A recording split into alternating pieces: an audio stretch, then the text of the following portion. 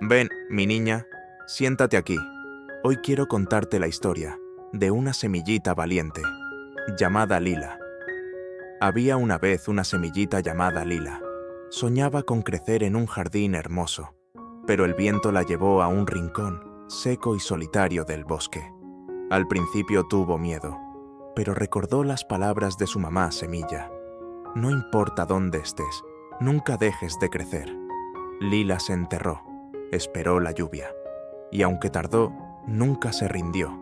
Con esfuerzo brotó del suelo y se convirtió en una flor hermosa, diferente, valiente, única, porque a veces la vida no te lleva donde quieres, pero sí donde necesitas estar para crecer. Como Lila, tú también puedes florecer, incluso en los lugares más difíciles.